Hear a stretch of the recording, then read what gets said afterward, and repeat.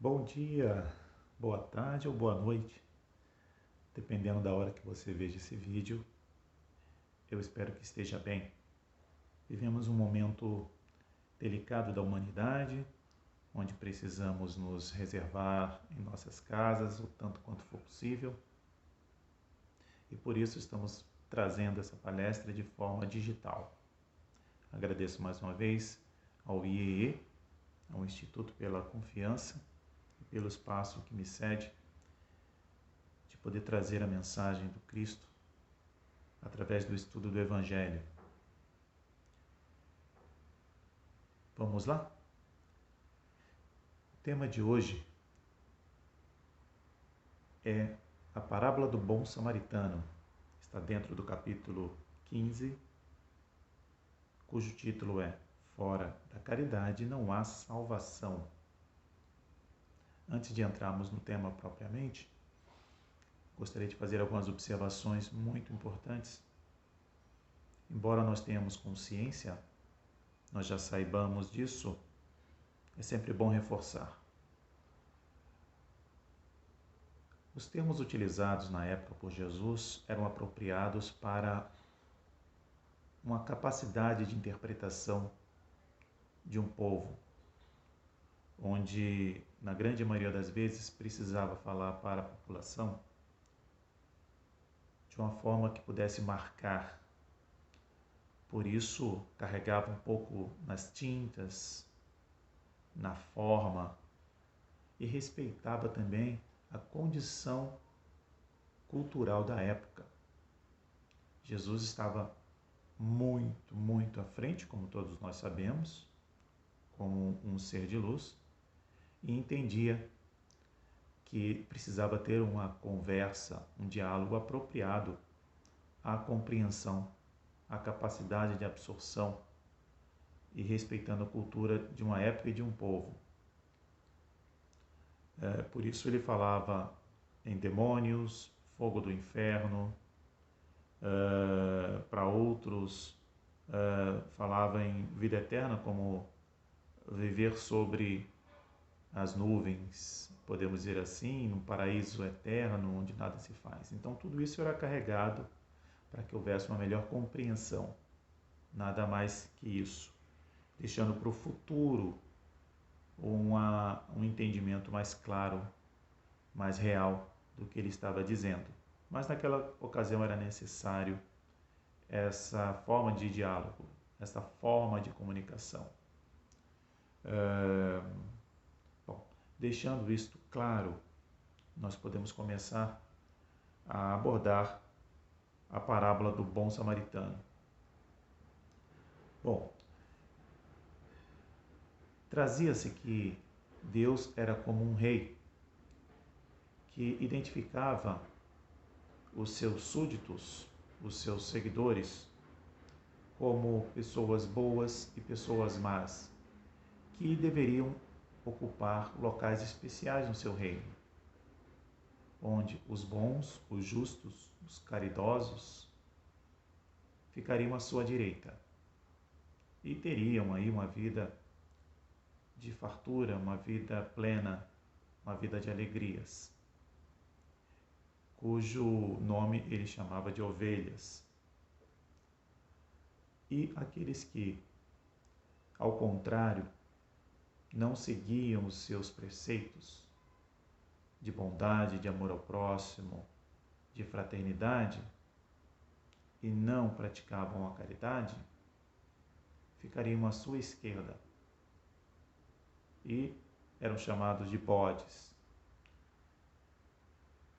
Na época havia uma representação alegórica de que as ovelhas eram seres bondosos e representavam a bondade, a beleza, e os bodes, talvez por conta dos seus hábitos, enfim, eram tratados como a representação do que estava errado, do que era ruim, certo?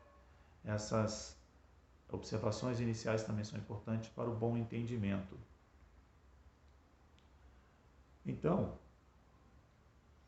ele dirá àqueles que estarão à sua direita: vinde vós que fostes benditos por meu Pai. Possuí o reino que nos foi preparado desde o início do mundo, porque eu tive fome e me deste de comer. Tive sede e me deste de beber. Tive necessidade de alojamento e me alojastes. Estive nu e me vestistes. Estive doente e me visitastes. Estive na prisão e viestes me ver. Ou seja, naqueles momentos mais difíceis, aqueles homens bons praticaram a caridade. No momento em que sentia frio, sentia fome, desmotivação, sentia-se mal, de modo geral, né? Passava por necessidades e foi atendido. Então, esses justos a quem o rei se comunicava responderão a ele: Senhor, quando foi que vos vimos com fome e vos demos de comer? Enfim, eles fazem aquelas perguntas, não é? Poxa vida, eu não lembro de ter feito nada disso. Em que momento eu consegui te atender?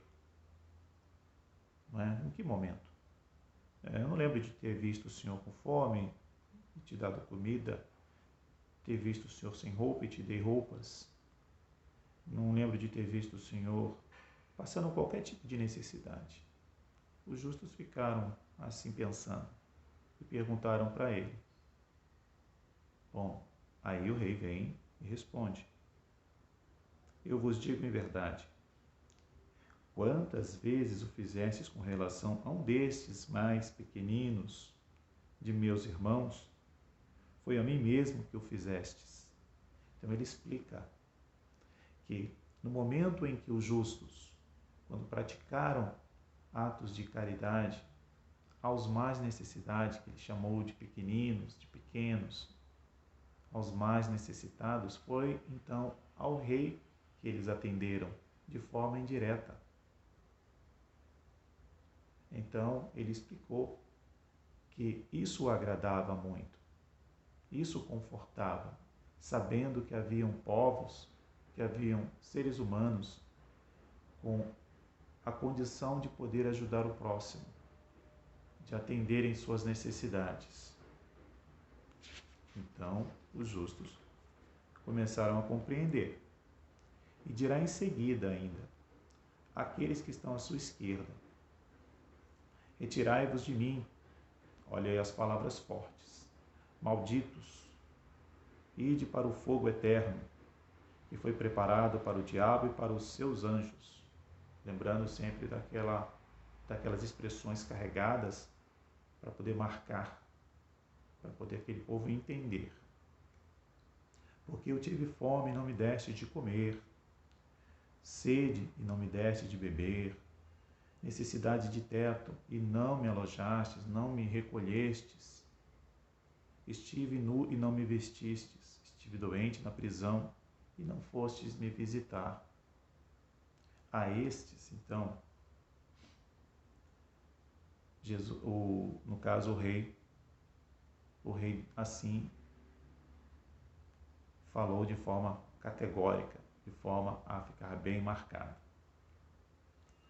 Então, eles lhe responderão, perguntarão ao rei: Senhor, quando foi que vos vimos com fome, com sede, ou sem roupa, ou doente, ou na prisão, e deixamos de vos assistir?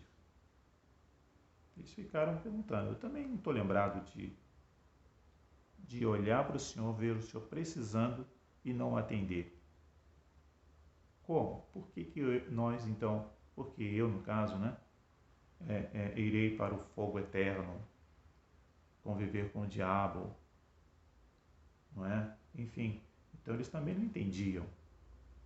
Então o rei explicou: eu vos digo em verdade, todas as vezes que deixaste de dar essas proteções a um desses mais pequenos, deixaste de dá-las a mim mesmo. exatamente o inverso. Ficou claro? Exatamente o inverso dos justos, que ele chamou de ovelha, das ovelhas. Tudo aquilo que não foi feito para os mais necessitados é o mesmo que não ter feito para este rei. Tudo o que nós poderíamos ter feito e não fizemos, nós estamos desagradando a vontade de Deus. É exatamente o contrário, como disse, dos justos. Fazendo o bem para aqueles mais necessitados, sem olhar a quem, sem preconceito, sem qualquer tipo de avaliação prévia, se merece ou não merece, uma vez que estando necessitando, ele merece. Isso é uma característica dos justos, dos bondosos, dos caridosos, que terão a felicidade futura. Já ao contrário, os classificados como bodes, que ficarão à esquerda do rei, não é? Que representaria Deus, esses terão muitos momentos de tristeza, de infelicidade, não como punição, como bem entendemos, mas como forma de rever o seu conceito, de avaliar a sua conduta, para que possa aprender com a dor, porque a dor também ensina, principalmente a dor ensina. Então, isso ficou muito claro. E esses, concluindo, falando daqueles que estarão à esquerda, irão para o suplício eterno, e os justos para a vida eterna. Então ele explicou, na verdade, como um fechamento para os dois. Essa passagem está em São Mateus, no capítulo 25, versículo de 31 a 46.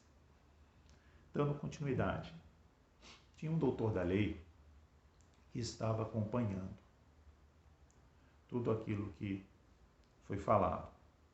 Ele se levantou e procurou então testar o mestre. E perguntou assim: mestre, o que é preciso que eu faça para possuir a vida eterna? Parece que ele estava querendo realmente testar.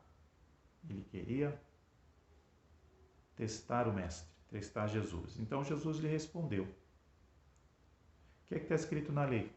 Afinal de contas, ele era um doutor da lei. Não precisaria Jesus explicar tudo que estava escrito? Que lês diz nela? Porque muitas pessoas leem, mas nem sempre compreendem. Então, vamos lá, me diz o que você leu, não é? E a gente vai poder responder. Jesus vai poder responder. Ele lhe respondeu: amareis o Senhor vosso Deus de todo o vosso coração, de toda a vossa alma, de todas as vossas forças e de todo o vosso espírito, e vosso próximo como a vós mesmos. Jesus lhe disse: respondestes então muito bem, fazei isso e vivereis, ou seja, vivereis a vida eterna, serás feliz. Mas esse homem, querendo parecer que era justo, estava à direita de Deus, à direita deste rei, não é? Disse a Jesus: bom, mas quem é esse próximo? Como eu posso identificar esse próximo para que eu possa praticar a caridade? Como se ainda não tivesse ficado claro, até porque a parábola ela é muito explícita, por isso ela foi carregada. Por isso Jesus, contando esta parábola, ele carregou na tinta, não é? Ele forçou nas expressões, em função das características daquele povo. Mas assim mesmo, Jesus, muito paciente, muito generoso, e sabendo qual era a finalidade daquele doutor da lei, nas entrelinhas que estava ali, o que ele estava tentando buscar, concluiu: onde vem exatamente agora a parábola. Um homem que descia de Jerusalém para Jericó caiu nas mãos de ladrões que os despojaram, que o atacaram, cobriram de feridas e se foram. Então eles foram brutais com esse homem, deixando-o quase morto. Aconteceu em seguida que um sacerdote, então quem era um sacerdote? O sacerdote era um profundo conhecedor da lei. Tudo que precisava saber, o sacerdote sabia. Ele andava com um livro debaixo do braço. Ele realmente compreendia. Era um doutor da lei. Contudo, esse sacerdote, que descia pelo mesmo caminho, e mesmo tendo notado aquele homem que foi roubado, foi humilhado, sofrido, que sofreu as consequências do assalto, mesmo assim, ele fingiu que não viu. Ele passou do outro lado. Já na sequência, vinha um levita, que também conhecia a lei, mas tinha uma característica principal de assessorar o doutor da lei, cuidar dos ambientes religiosos, onde tinha uma preocupação muito grande com a forma e pouco com a essência, com o fundo, com o verdadeiro significado daquilo que ele fazia. Falava muito bem. Então, ele também passava pelo mesmo lugar que aquele homem que sofreu o assalto. Mas, para a decepção de todos, ele também passou direto. Ele não se comoveu. Bom, vinha então um samaritano que era considerado um herege, era desconsiderado. Ele era considerado um ser, né, um povo que não respeitava as leis de Deus. Enfim, ele sofria preconceitos, a expressão de hoje. Ele sofria preconceitos porque não seguia aquela cartilha que o doutor da lei, que o levita, né, seguiam, muito apegados à forma e pouco ao fundo. Bom, mas esse samaritano, que também estava viajando, chegando ao lugar onde estava esse homem, e viu este homem, ficou tocado. Ele realmente sentiu no coração, sentiu que precisava ajudar aquele homem e fez de tudo. Usou seu óleo, deu vinho, colocou sobre o cavalo, enfim, ele se dedicou àquele ser, àquela pessoa que precisava de auxílio naquele momento. Diferente dos outros, do doutor da lei e do levita. Levou para uma hospedaria, deixou ele hospedado, disse ao hospedeiro: olha, eu vou pagar e quando eu voltar, eu pago o que precisar, o que você gastar a mais. Não tem problema, mas cuide bem desse irmão. Então, a parábola do bom samaritano. Então, Jesus perguntou, ao finalizar a parábola, para o doutor da lei: qual destes 3 vos parece ter sido próximo daquele que caiu nas mãos do ladrão ou dos ladrões? O doutor lhe respondeu: aquele que exerceu a misericórdia para com ele. Ide, pois, lhe disse Jesus, e fazei o mesmo. Está em São Lucas essa passagem, no capítulo 10, versículo 25 a 37. Então, ficou claro que o próximo, que inclusive o doutor da lei entendeu, não é? Aquele que merece o lugar à direita do rei, à direita de Deus, é aquele que exerceu a caridade na prática, não apenas de forma verbal, não apenas de modo a parecer para os outros. Ele não procurou holofotes,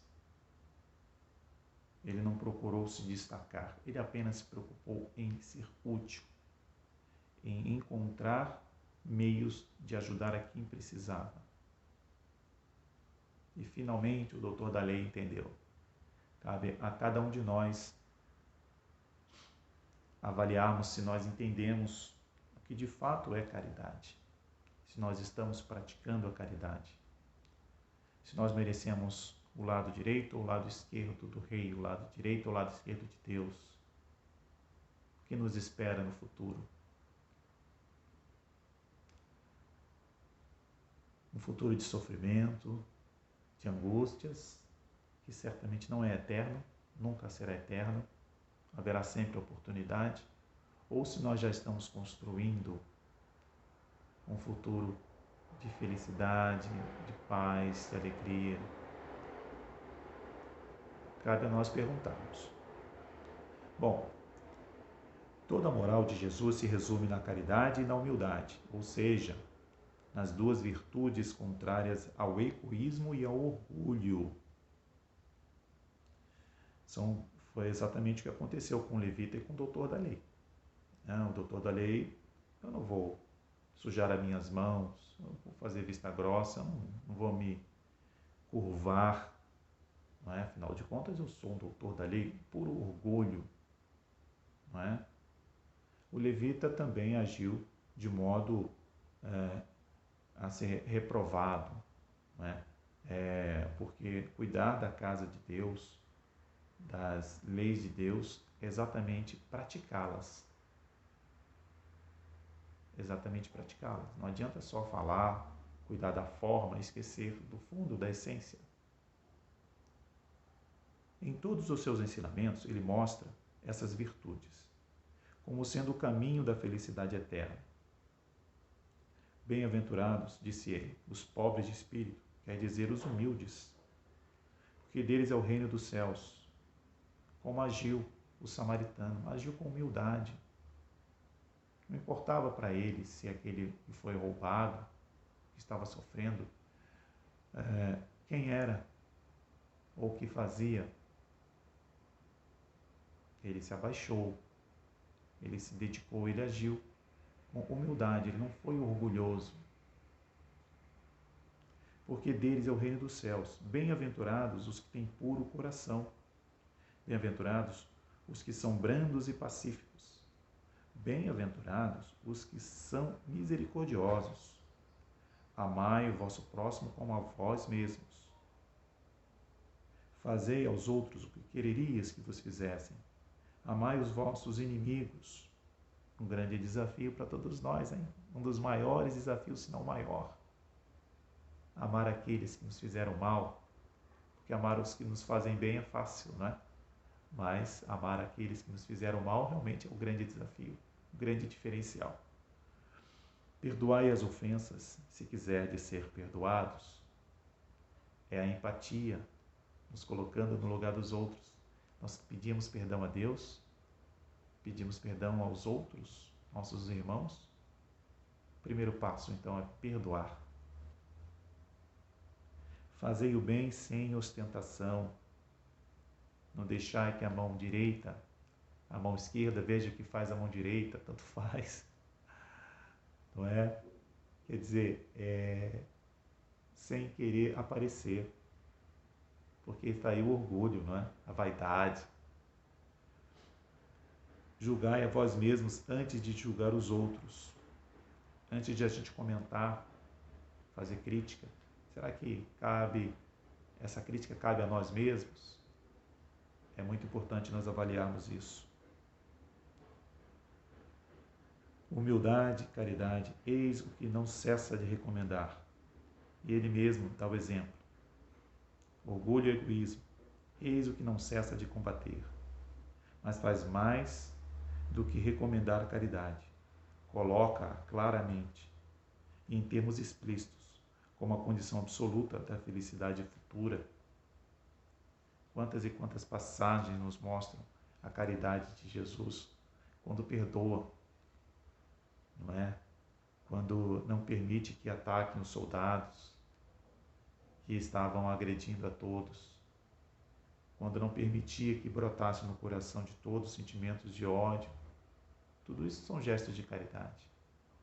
Quando viajou muito, andou muito, quando ficava horas e horas pregando, com o propósito de levar o conhecimento, a salvação às pessoas, são gestos de caridade. Quantas curas não promoveu, quantas vezes não foi paciente com seus discípulos, para que entendesse, compreensivo, muitos gestos de caridade.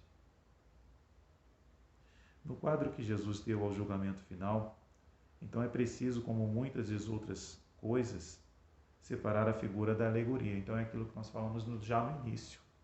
Importante nós separarmos aquilo que foi figura, alegoria, né, da realidade. Então, quando ele carregava a tinta, vamos falar assim, não é? Quando ele dava muita ênfase de forma que as pessoas pudessem compreender. Então é importante a gente entender que era uma forma de comunicação apropriada à época. E ficou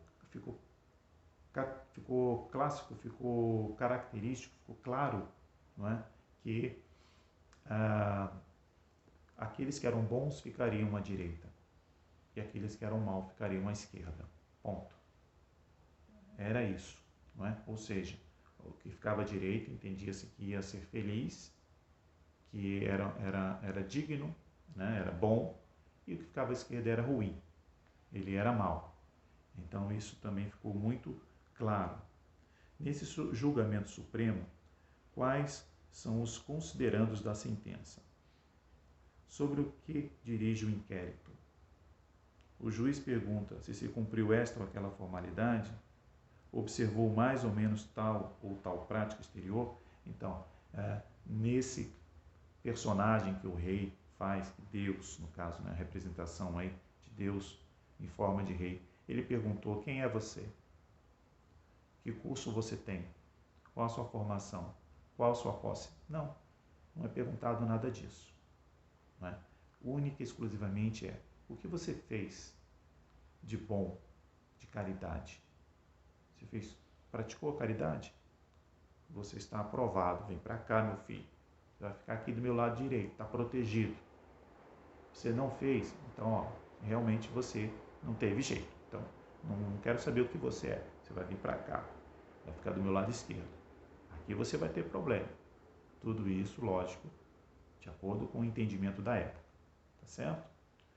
Mas concluindo, então, a parábola, ele não quis saber dessas coisas da terra, não é? Ele queria saber o que você fez de bom ou de ruim. Então ele diz aqui, ele não inquire senão uma coisa, a prática da caridade, sentenciando dizendo: vós que assististes vossos irmãos, passai à direita. Vós que fostes duros para com eles, passai à esquerda. Ele se informa da ortodoxia da fé, qual a sua religião, né? Então, como dissemos agora há pouco, o que você tem, quais são suas posses, nada disso. Porque Jesus coloca o samaritano, considerado herético na época, como eu lhes disse, mas que tem o amor ao próximo acima do ortodoxo. Então ele mostra que o samaritano estava superior naquele momento ao ortodoxo, que falta com a caridade. Não é? O samaritano e o levita, que passaram direto. Jesus não fez, pois, da caridade somente uma das condições da salvação, mas a única condição. Se houvesse outras a serem preenchidas, ele as teria mencionado. Se coloca a caridade no primeiro plano das virtudes, é porque ela contém, ela encerra, está contido nela implicitamente todas as demais. A humildade, a doçura, a benevolência, a indulgência, a justiça, etc. e tantas outras. E porque exatamente a caridade é a negação absoluta do orgulho e do egoísmo, aquilo que nós devemos combater a todo custo. certo? Para fechar o nosso encontro, que já temos aí 30 minutos de palestra, de vídeo, vou ler 2 poemas curtinhos para poder fechar. Do livro Rosas com Amor, de Francisco Cândido Xavier, de autores diversos, diz assim, título: Consolações. Às vezes, quem te consola e te distrai a contento, traz no peito estrangulado a fogo de sofrimento. De José Bartolotta. Segundo poema diz assim: Egoísmo é o título. Felicidade egoísta tem desenganos fatais, porque reclama da vida felicidade demais. De Ciro Silva. Com essas 2 mensagens trazidas por esses irmãos, gostaria de agradecer a todos pelo tempo dedicado ao aprendizado. Quero agradecer pela paciência. Então, para finalizar, gostaria que todos elevassem seus pensamentos a Deus, a Jesus e aos nossos amigos do plano espiritual, em sinal de gratidão por mais esta oportunidade que tivemos juntos. Que Deus nos abençoe, tenham todos muita paz, muita saúde e pratiquemos a caridade. Que assim seja.